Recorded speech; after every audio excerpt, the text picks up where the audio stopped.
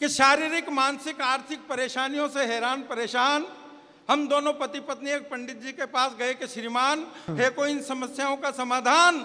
पंडित जी बोले, रे नादान, सूर्य अस्त है, मंगल अमंगलकारी है, बुद्ध की महादशा में गुरु का अंतर है, शुक्र नीच का है, शनि का ढैया है, इसलिए रुक रहा गृहस्थी की गाड़ी का पहिया है, राहु और केतु की वक्र दृष्टि है, इसलिए इन सारी समस्याओं की सृष्टि है।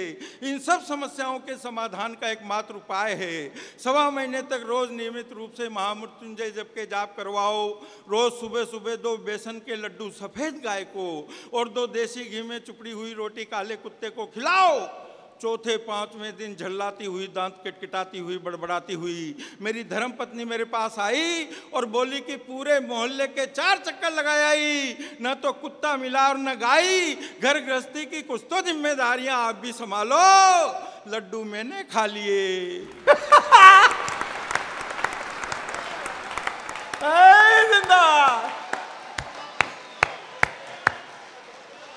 भाई वाह वाह, क्या बात, वाह वाह, क्या श्रोता हैं। पूरे देश में घूमते हैं लेकिन जो बात कहने के पहले बिना कहे ही समझ जाए ऐसे श्रोता नहीं देखे। मैं मंच से चाहूंगा मेरे कवि मित्रों से, अनुजों से कि इन श्रोताओं के लिए तालियां बजाएं, आप बजाएं। घर गृहस्थी की कुछ तो जिम्मेदारियां आप भी संभालो। लड्डू मैंने खा लिए, रोटियां आप खा लो, लड्डू मैंने खा लिए। पर मेरा विश्वास उठ गया साहब एस्ट्रोलॉजी से।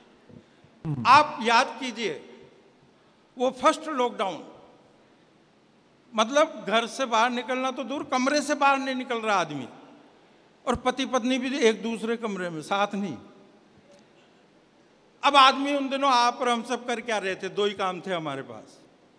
खाना तो ऐसे पटकते थे यूं जैसे थाली सरका के।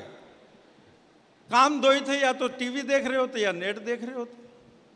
अब एक दिन मैं टीवी देख रहा, एक वो ज्योतिषी जी आ रहे एक चैनल पे और संयोग से मेरी राशि बता रहे। अच्छा। तो मैंने रोक लिया, मैंने कहा देखें। अब वो ज्योतिषी जी कह रहे आज आपकी राशि का 8 ग्रह एक ही घर में आ गए। मैंने कहा यहाँ तो कमरे में एक दूसरे 2-2 नहीं रह पा रहे, 8 कैसे रहेंगे कोरोना में एक घर में? और आपका भाग्योदय होगा और शाम को ठीक 5:30 बजे आप बहुत ऊंचाई पे जाएंगे। अब मेरे तो टेंशन, मैंने कहा बसें बंद, ट्रेनें बंद, फ्लाइट बंद, खुद की गाड़ी नहीं निकाल सकते, कार की तो छोड़ो, मोटरसाइकिल, अरे मोटरसाइकिल भी छोड़ो, खुद ही नहीं निकल सकते। अब कैसे ऊंचाई पे जाएंगे और कहाँ जाएंगे? मेरे तो बहुत टेंशन, खाना भी नहीं खाया गया। उधर खिड़की में से रोड पे देखा तो 2 ही गाड़ियां घूम रही बस, एक तो पुलिस की और एक वो लाल बत्ती की एम्बुलेंस की। अब उनको देख के और ज्यादा टेंशन। अरे मैंने कहा ये तो बहुत ऊंचाई पे ले जाएंगी।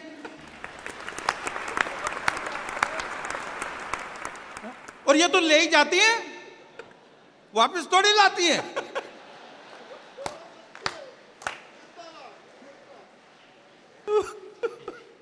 बहुत ज्यादा टेंशन। एक और बात हुई साहब, कोरोना के उस फर्स्ट लॉकडाउन में, सेकंड लॉकडाउन में पूरा हिंदुस्तान हलवाई हो गया, पूरा हिंदुस्तान हलवाई। बेटा देखो तो वो अलग रेसिपी बना रहा यूट्यूब में देख के, बेटी देखो तो वो अलग बना रही, मम्मी अलग बना रही, पापा अलग बना रहे। मुझ जैसे को बनाना नहीं आता तो हम बर्तन ही मांज रहे। कर तो रहे थे कुछ न कुछ, सहयोग ही कर रहे थे। अब साहब आए दिन लाओ मैदा, लाओ बेसन, लाओ सूजी। ऐसा लग रहा था जैसे देश से कोरोना को नहीं, सूजी और मैदा को ही खत्म करना है। आए दिन, अब एक दिन तो अड़ेगी, बोले पकोड़े बनाने, 8 दिन हो गए, लाओ बेसन। अब कर्फ्यू लग रहा बाहर।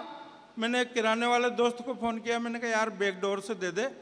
तो उसने कहा कि यार ठीक है चल आजा, मैं दुकान खोलता हूँ।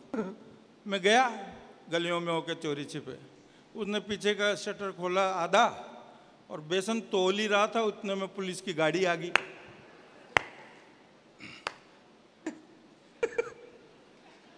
घर पे गया तो बोले लाए बेसन? मैंने कहा बेसन तो नहीं लाया, सूजी लाया हूं।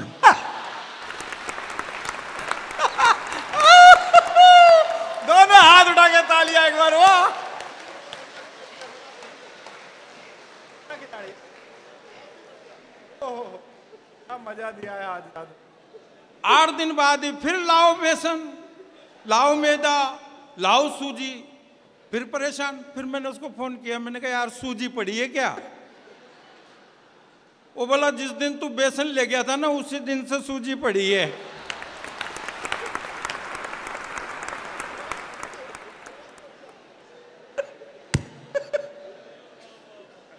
ओ भाई रोज नई नई रेसिपियां। अच्छा ये फर्स्ट लॉकडाउन तक तो सबने 5-5 रेसिपियां मिठाइयां सब खाई होगी। सेकंड लॉकडाउन में कुछ, तीसरे लॉकडाउन में तो यूट्यूब में रेसिपियां ही खत्म होगी और वही मूंग की दाल और रोटी। अब कहाँ तो वो मालताल खा रहे थे। तो मैंने पत्नी से कहा, एक छंद सुनिए मजा लीजिए, कि मैंने कहा जाने जाना मरीजों जैसा है खाना, मेरी ये दलील तकरीर लगने लगी। मैंने कहा जाने जाना मरीजों जैसा है खाना, मेरी ये दलील तकरीर लगने लगी। घूर कर देखा श्रीमती जी ने हमको तो रायते की कटोरी भी खीर लगने लगी।